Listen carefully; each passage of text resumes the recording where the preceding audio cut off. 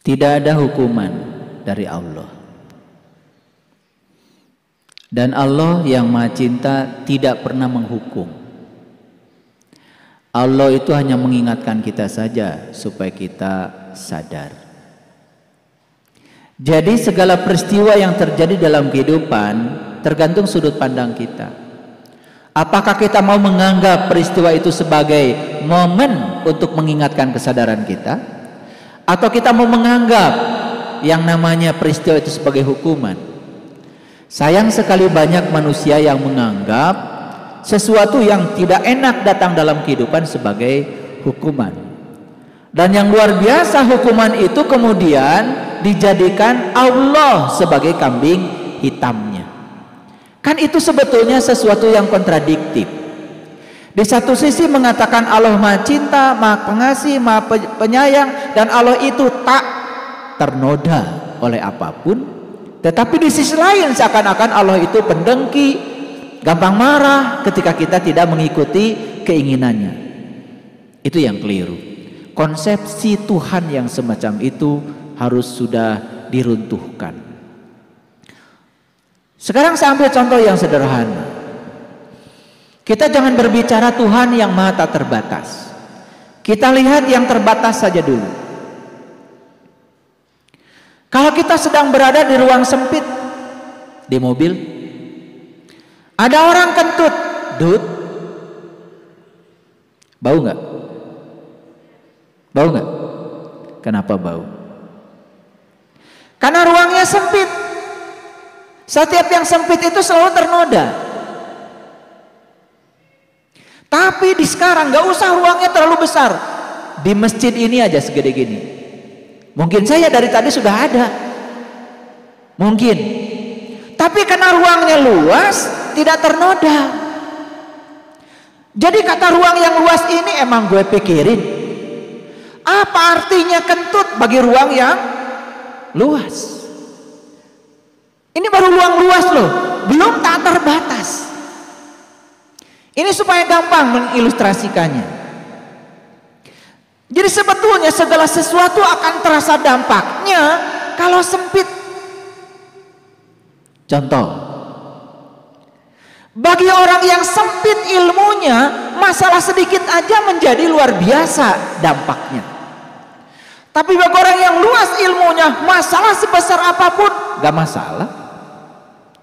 Jadi masalah itu letaknya di mana? Masalah itu letaknya pada kesempitan ilmu yang kita miliki dan kesempitan kesadaran yang kita miliki. Paham? Oke. Sekarang ada orang yang sudah ditunjukkan jalan oleh Allah. Di dalam Quran surat Al-Fatihah, manusia itu cuma 3 golongan. Mari kita baca surat Al-Fatihah.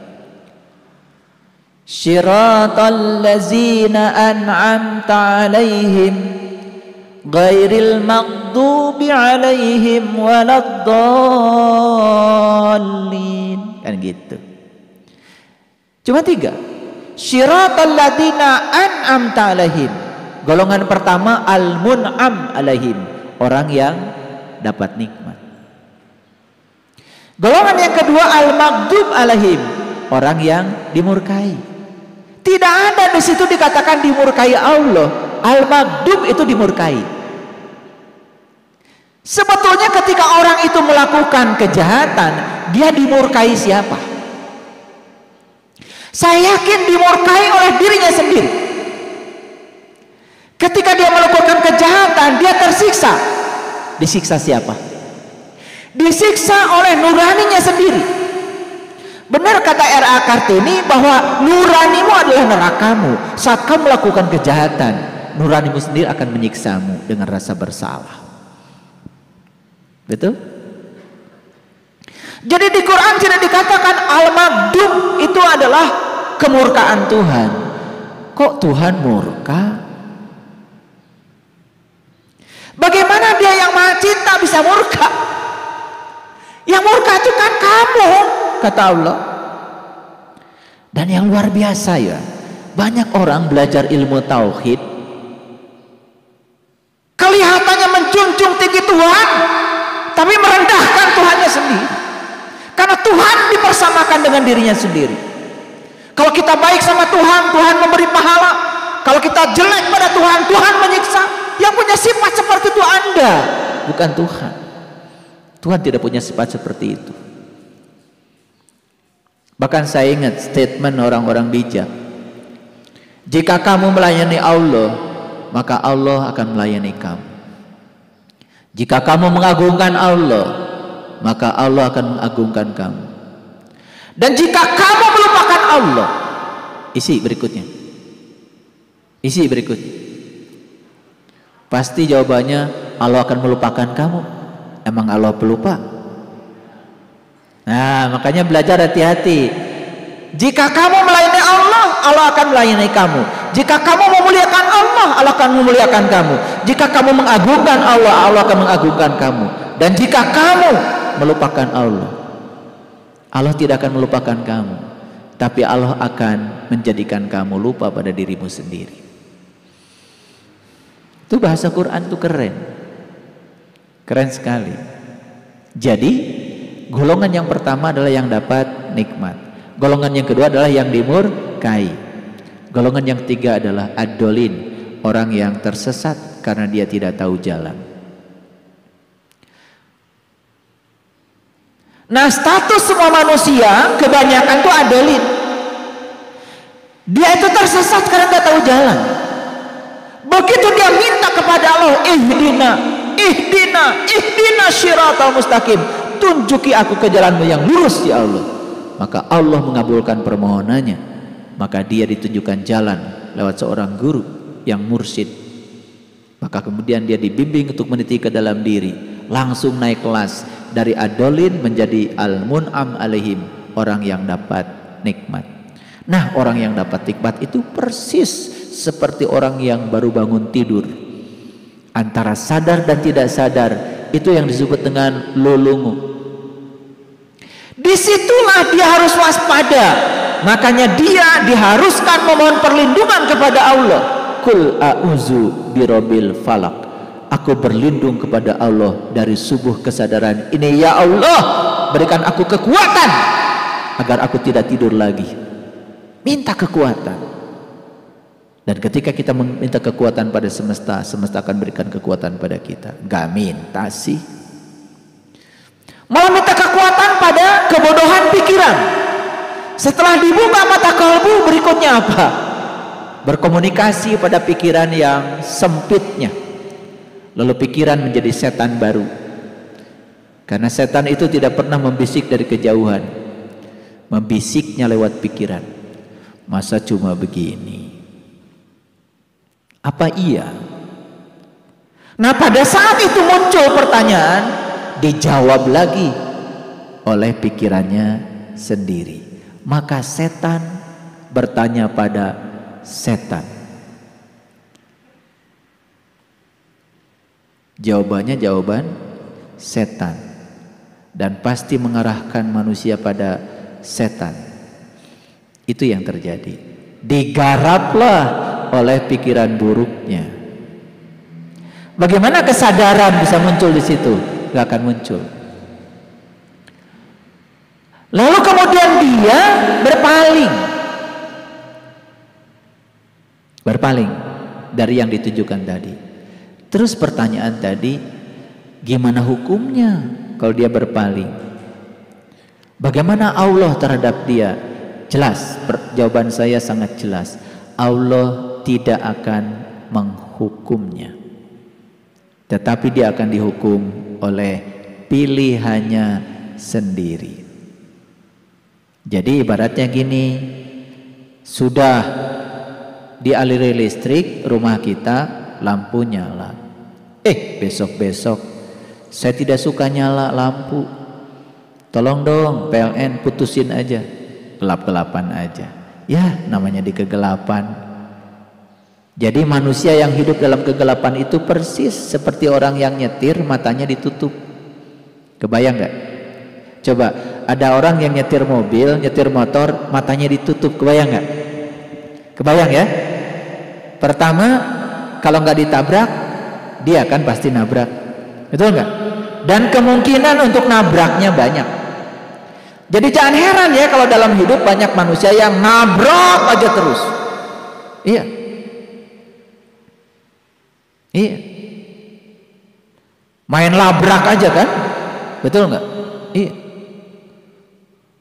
Katanya kata si A, kamu katanya kurang cantik. Kurang ajar. Baru kurang cantik tuh. Kurang cantik, kurang aja dikit dari cantik. Udah main labrak. Itu persis seperti orang yang mengendarai mobil dengan mata tertutup. Itulah kegelapan. Nah, pertanyaannya, kenapa sih orang itu harus mengalami kegelapan? Biarkan saja. Dia nanti akan tahu dari pengalamannya gimana hidup dalam kegelapan. Apakah ketika seseorang itu berpaling dan memasuki kegelapan buruk? Buruk apa tidak? Tidak. Hati-hati. Tidak buruk. Karena lewat kegelapan dia akan diajarkan bagaimana pengalaman dia hidup dalam kegelapan. Maka suatu saat pasti dia akan mencari terang lagi. Ini udah tingkat tinggi nih bicara. Saya tidak berbicara dualitas lagi, berbicara evolusi. Saya tidak menganggap kegelapan sebagai buruk. Tidak. Kegelapan itu hanya jalan untuk menuju cahaya. Ketika kita sudah di level ini, tauhid kita sudah keren. Kenapa? Karena kita tidak membenturkan lagi setan dengan Tuhan.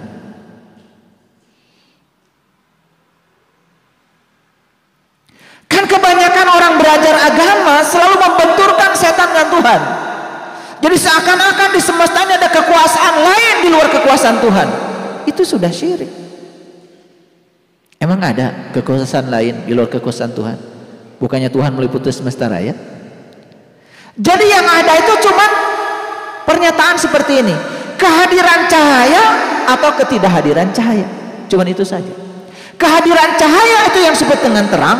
Ketidakhadiran cahaya disebut dengan kegelapan. Apakah di semesta ada kejahatan? Tidak ada.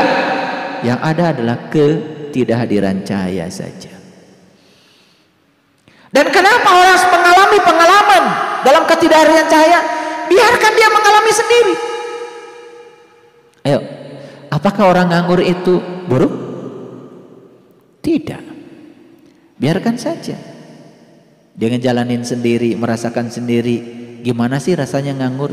Betul nggak? Betul nggak? Nah, setelah dia mengalami pengalaman tentang rasanya nganggur, kan timbul kebijaksanaan. Dan nganggur itulah yang membuat dia keluar dari pengangguran menjadi orang yang aktif bekerja. Apakah aktif bekerja baik? Baik apa tidak? Kan tidak ada baik buruk. Itu hanya evolusi kesadaran.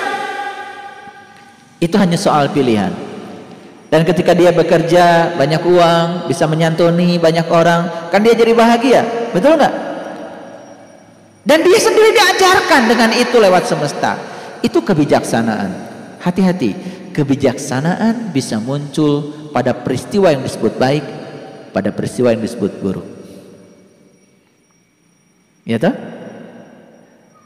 Tidak ada positif kalau tidak ada negatif.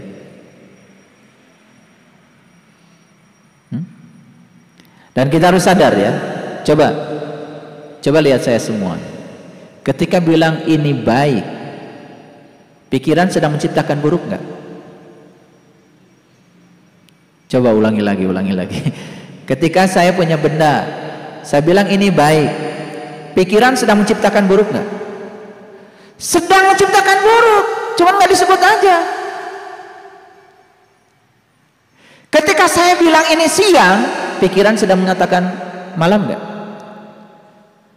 Jadi itu terjadi simultan.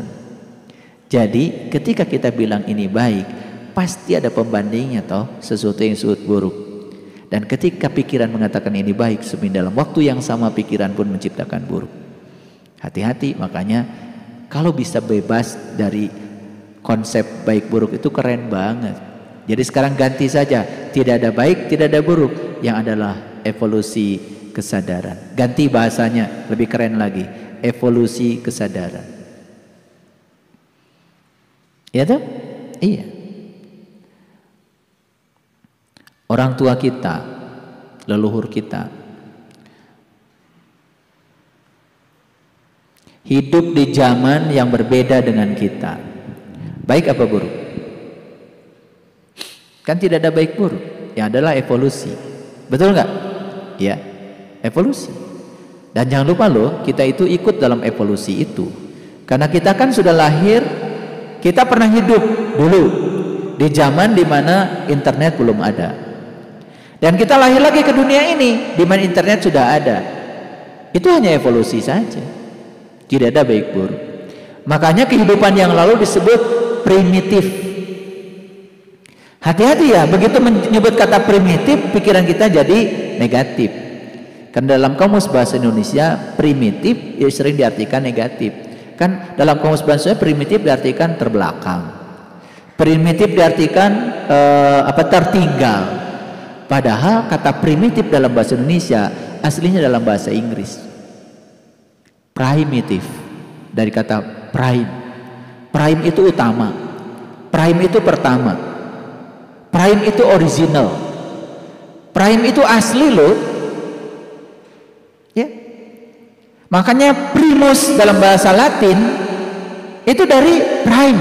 Prime, primus itu artinya utama. Itu artinya asli. Jadi kalau orang tua kita disebut primitif, saya setuju. Karena mereka itu asli. Asli. Coba orang tua kita mah dulu ya. Kalau tidak punya bilang gak punya. Dan kalau punya pun tidak pernah mengaku-ngaku punya. Betul nggak? Karena prime, asli, apa adanya. Jadi sebenarnya primitif itu artinya orang yang hidup apa adanya. Nah, di zaman sekarang kan banyak manusia palsu, tapi mengaku modern dan menganggap orang lain yang di luar dia terbelakang. Padahal siapa jadi yang terbelakang adalah kita, terutama terbelakang mental. Jadi mentalitas kita ini kan sudah banyak yang terganggu, betul nggak? Iya. Tapi kita mengaku manusia modern, ya. Sekarang coba, ya. Kita ini dekat tapi jauh. Udah jarang ngobrol. Lebih suka ngobrol dengan HP. Siapa yang primitif? Siapa yang terbelakang? Oh sorry, siapa yang terbelakang? Bukan primitif. Siapa jadi kita sekarang menjadi terbelakang? Komunikasi menjadi mahal. Betul? Iya. Habis waktu buat ngurusi HP kita. Gak apa-apa ngurusi HP kalau memang belajar. Tapi banyak yang ngurusi HP tidak belajar. Malah justru menghabiskan waktu hanya untuk hal yang tidak penting. Tetapi itu penting, gak apa-apa. Nanti juga udah bosen. Nah biar mengalami aja. Itu evolusi kesadaran. Tidak baik buruk. Oke, masih ada pertanyaan? Ya, silakan. Kalau belum ngerti boleh ditanya ulang ya. Saya juga nggak ngerti pertanyaannya. Pokoknya dijawab aja.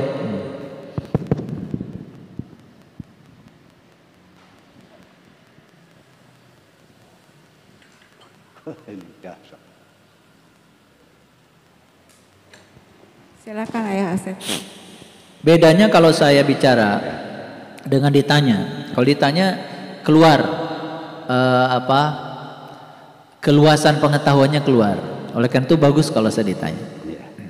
Silakan. Assalamualaikum warahmatullahi wabarakatuh. Waalaikumsalam warahmatullahi wabarakatuh. Terima kasih Ayah, izinkan saya untuk bertanya. Bagaimana dengan orang yang mengalami mati suri, di mana dia bercerita bahwa saya dijemput oleh dua cahaya, kemudian dibawa ke alam neraka di mana tempat penyiksaan, kemudian juga saya dibawa ke alam surga. Dia ceritakan semua itu. Kalau menurut kami itu, sedangkan Allah itu Maha Rahman, Maha Rahim, Maha Pemaaf, apakah mungkin dia akan menyiksa kita nanti di alam akhirat? Jadi mohon penjelasannya, apakah itu suatu peringatan atau hanya halusinasi saja dari si pelaku itu sendiri? Terima kasih ya. Wassalamualaikum warahmatullahi wabarakatuh. Ya, waalaikumsalam warahmatullahi wabarakatuh. Ini pertanyaannya macam-macam nih.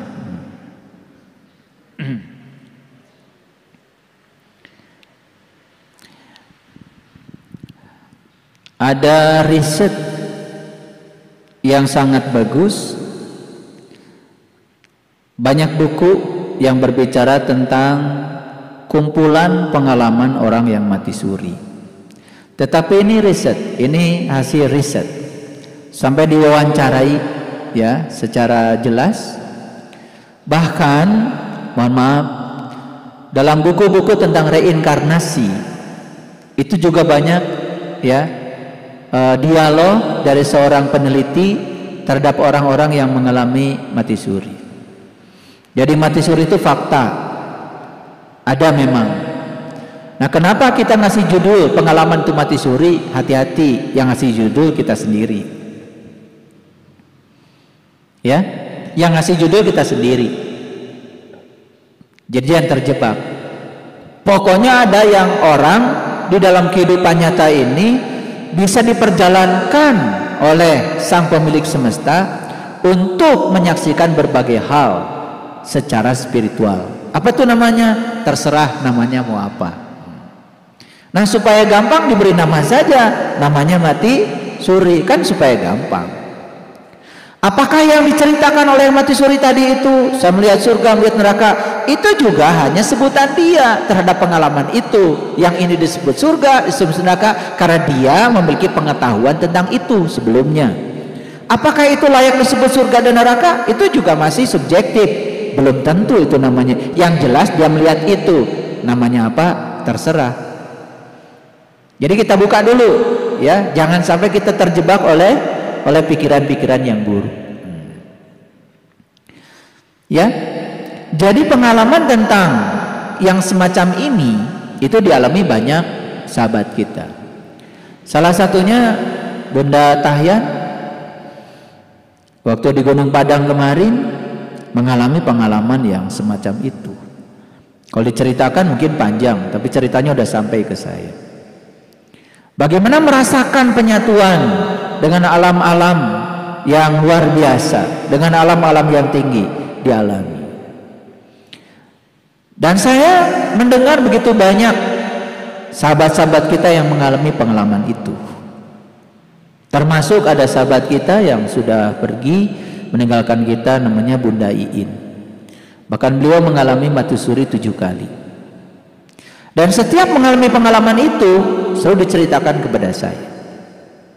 Yang luar biasa, yang berkesan dari pengalaman beliau itu tentang beliau merasa sudah berada di sebuah tempat yang sangat aman, nyaman. Tiba-tiba beliau mendengar ada suara alunan seseorang baca ayat suci Al-Quran. Dan beliau tahu yang dibaca itu surah Yasin. Setelah itu kemudian beliau mendapati seseorang yang menangis terseduh-seduh. Dan ketika mendapati yang menangis itulah kemudian beliau memutuskan untuk kembali. Lalu masuk lagi ke tubuh. Setelah 2,5 jam divonis mati. Dan apa yang diceritakan kepada saya? Ternyata beliau mengenali orang yang membaca surah Yasin itu. Rupanya anak angkatnya yang sedang belajar Al-Quran, kemudian membacakan itu dengan penuh keikhlasan, dan ternyata sampai ke sana suaranya merdu. Dan beliau mengatakan orang-orang baca Quran kalaupun merdu di dunia tapi tidak ada keikhlasan, itu nggak nyampe ke sana merdu. Tapi orang-orang yang baca Qurannya terbata-bata tetapi keikhlasan, ternyata yang nyampe ke satu energinya lalu terasa menjadi merdu. Itu kesimpulan Bunda Iin yang disampaikan pada saya. Dan ternyata yang menangis terseduh-seduh itu adalah suaminya. Jadi karena mendengar tangisan suaminya, beliau pulang lagi, memutuskan untuk kembali. Pada aku katanya sudah berada di tempat yang sangat enak, aku nggak mau balik lagi ke sini. Jadi lagi aku banyak sakit lagi katanya, karena beliau suka bergurau. Jadi merasakan sakit lagi. Dan beliau sakitnya lama sekali. Nah, jadi sebetulnya saya tidak menyebut itu mati suri, tetapi itu adalah sebuah pengalaman spiritual, hadiah dari semesta di mana seseorang diperjalankan. Nah, tentu saja cara dia diperjalankan bergantung kepada apa yang dia jalankan dalam kehidupan ini. Termasuk ini pernah terjadi pada istri saya. Jadi waktu itu istri saya diponis oleh dokter mengalami penyakit tertentu dan sakitnya sangat luar biasa. Lalu saat itu tidak mau untuk dioperasi. Ya sudah, kalau nggak mau operasi berarti Allah semoga ngasih jalan yang berbeda. Lalu panjang ceritanya, pokoknya singkat cerita, ada orang yang ngasih kabar kalau penyakit seperti itu bagusnya ketemulah seseorang. Jadi orang itu ada di sana, di Cikalong. Ya sudah, saya menjalani aja dengan istri saya.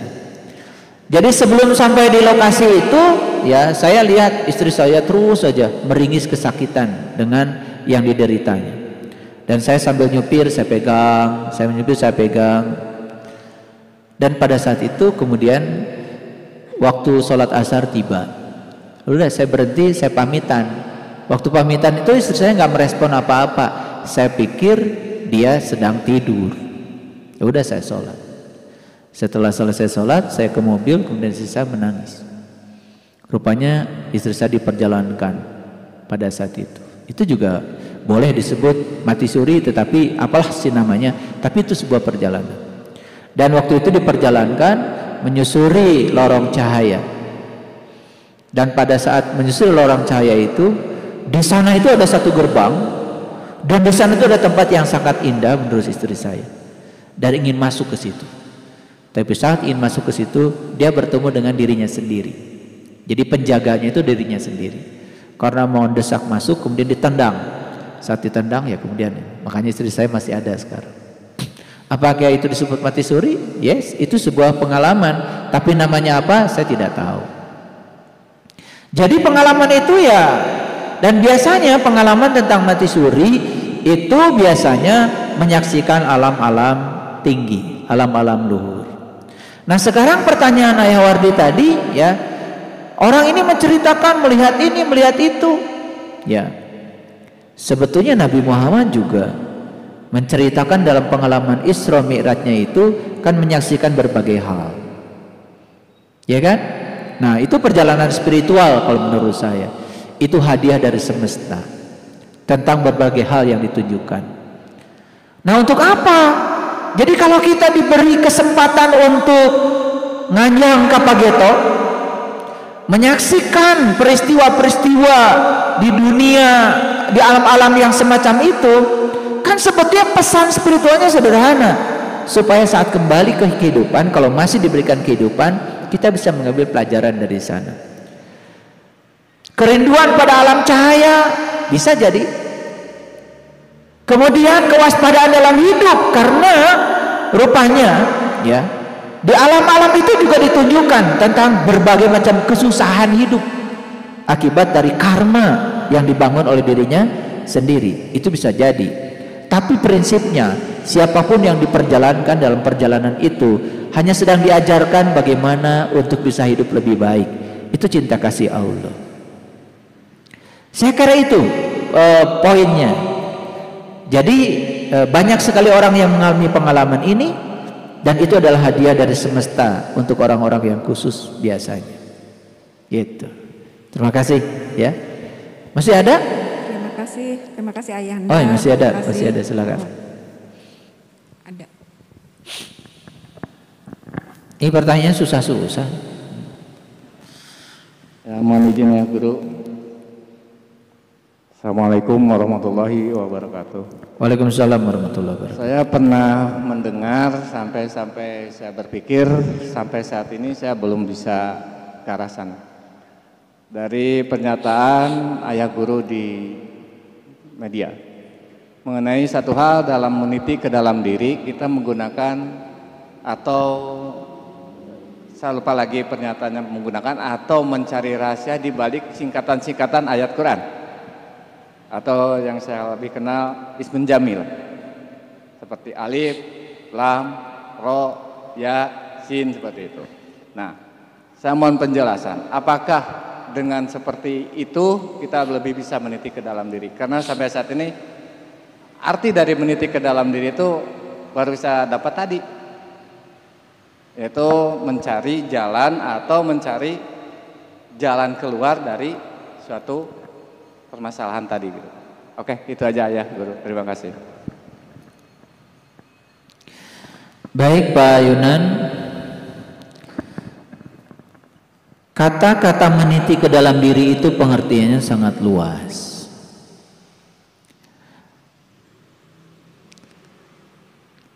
Fase awal meniti ke dalam diri, seperti tadi saya ungkapkan di awal, berkenan dengan pertanyaan Bunda Cucu. Jadi mengenali diri kita siapa. Kan tadi, saya ini susah berubah, saya ini masih punya kebencian, saya ini masih punya sifat mudah marah, saya ini masih bebal, saya ini masih belum bisa menerima kenyataan, saya ini masih lama untuk bisa memaafkan. Itu tahap awal meniti ke dalam diri.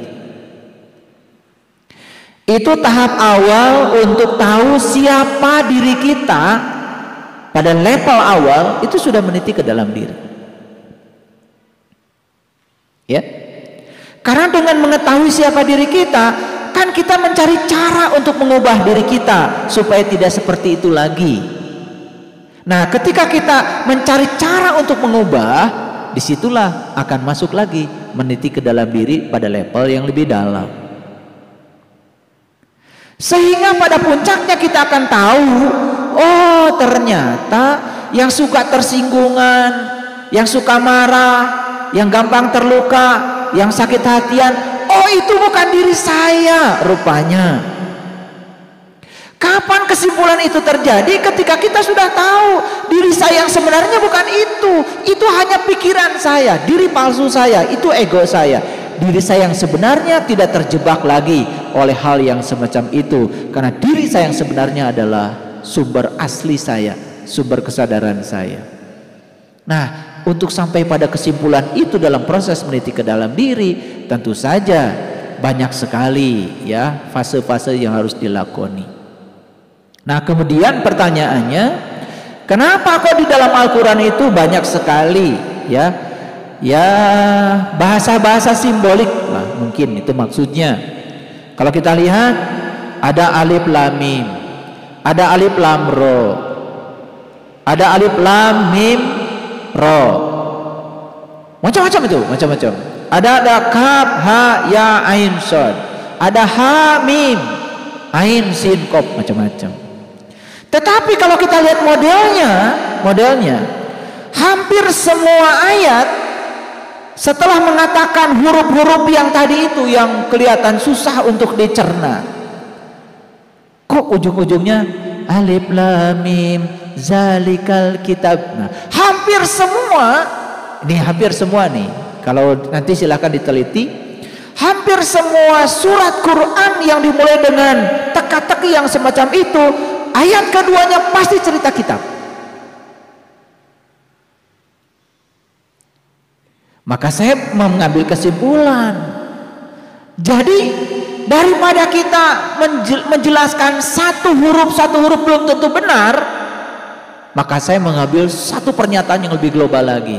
Sebetulnya alif lam mim, alif lam ro dan sejenisnya itu berarti metode atau cara yang harus kita temukan untuk bisa ketemu dengan kitab kita sendiri. Karena setelah kalimat itu berikutnya selalu saja kitab. Tahu nggak? Yasin wal Qur'anil Hakim. Tuh, habis Yasin cerita kitab. Kitab yang penuh kebijaksanaan. Bacaan yang penuh dengan kebijaksanaan. Cuman kan kadang-kadang mohon maaf, kalau di Quran ada kata-kata Quran, langsung saja diterjemahkan Quran. Padahal Quran itu sendiri kan bahasa Arab. Dari kata qara'a yaqra'u Qur'anan. Jadi sebetulnya harusnya Quran itu diterjemahkan jadi qara'a, bacaan. Yasin wal Qur'anil Hakim. Jadi apa Yasin? Yasin itu metode sebetulnya, cara yang harus kita temukan. Dan cara itu sangat rahasia bagi yang tidak tahu. Tetapi menjadi tidak rahasia bagi yang tahu. Makanya itulah yang disebut dengan al-insanu sirri wa ana sirruhu. Kamu itu rahasia aku juga rahasia kamu. Karena bukan rahasia sebetulnya. Saking pentingnya ini supaya tidak disalahgunakan, maka hanya diberikan pada orang-orang yang terpilih. Jadi Yasin itu sebetulnya metode. Metode untuk apa? Wal Qur'anil Hakim, agar kamu menemukan bacaan yang bijaksana. Apa sih bacaan bijaksana? Bacaan yang akan membawa kamu pada kebijaksanaan kamu sendiri. Sekarang tarik lagi kepada kehidupan. Tadi saya bilang, kebijaksanaan dilahirkan lewat apa? Lewat apa? Lewat pengalaman hidup kan? Pengalaman hidup kan ada dua, yang disukai, yang tidak disukai. Dua-duanya mengajarkan kebijaksanaan bagi orang yang sadar. Bisa jadi orang yang dianugerahi berbagai macam kenikmatan hidup, yang saya maksud kenikmatan itu adalah kesenangan yang bersifat duniawi. Mohon maaf ya, mungkin kesenangan itu akan hanya melupakan dia tentang hakikat hidup. Tapi bisa jadi orang yang diberi kesusahan hidup malah justru menyadarkan dia.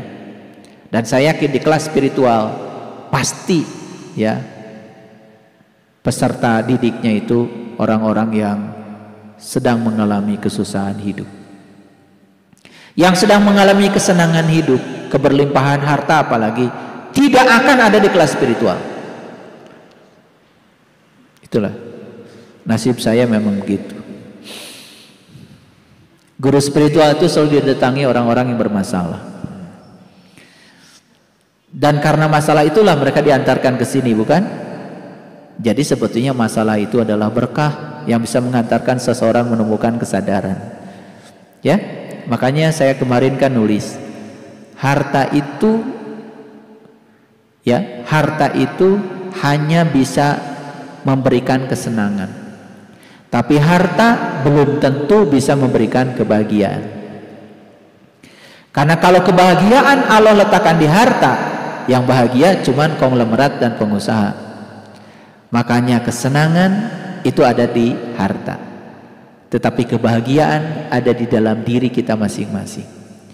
Jadi sebetulnya karena kebahagiaan oleh Allah ditaruh pada diri-diri semua orang, jadi artinya setiap orang itu mau berharta atau tidak, semua layak untuk bahagia. Kan gitu sebetulnya rumusnya, sederhana betul kan? Iya. Karena ada kata-kata bijak, harta bisa membangun rumah sakit. Tetapi apakah orang yang membangun rumah sakit tidak mati-mati? Ada nggak orang bangun rumah sakit 1000 tahun yang lalu sekarang masih hidup? Jadi artinya dia hanya bisa bangun rumah sakit tapi tidak bisa membeli kesehatan. Harta bisa membeli jam tangan. Apa sih jam tangan paling mahal namanya? Karena saya belum pernah punya. Kalian mah hebat ya, tahu apa yang paling? Rolex punya? Jangan ngomong. Mending kayak saya aja nggak ngomong. Ya, saya boro-boro Rolex yang biasa aja nggak punya. Jadi kalian hebat ya, berbakatlah, berbakat jadi orang yang punya, karena tahu merek mobil kalian punya, tahu semua kan? Ya nggak apa-apa, itu berbakat nanti punya merek, punya mobil. Lihat saya, jam tangan mahal bisa dibeli oleh harta, tapi waktu bisa dibeli.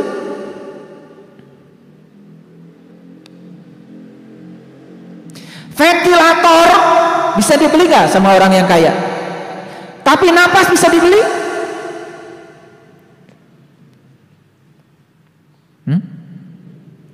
Jadi hati-hati, harta itu hanya memberikan kesenangan, tidak memberikan kebahagiaan. Ya, senang dan bahagia itu beda. Ikan dikasih makan senang, tapi tidak bahagia. Jadi kalau kalian itu hati-hati ya. Jangan-jangan yang disebut bahagia oleh kalian selama itu sebetulnya hanya kesenangan aja. Dan kesenangan itu datang dan pergi. Kalau bahagia tidak, karena bahagia itu di dalam.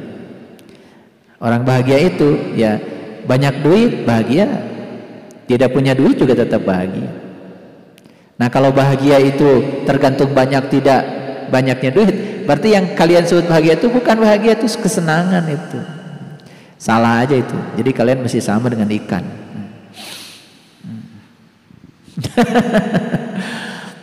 Coba Yasin, teka-teki kan? Nah kalau diterjemahkan ya itu apa sin apa, pusing kan? Belum tentu benar. Tapi yang jelas itu metode. Gimana caranya mencari metode kunci agar kita bisa menemukan wal Qur'anil Hakim, agar bertemu dengan bacaan yang bijaksana, bacaan yang mengantarkan kita kepada kebijaksanaan.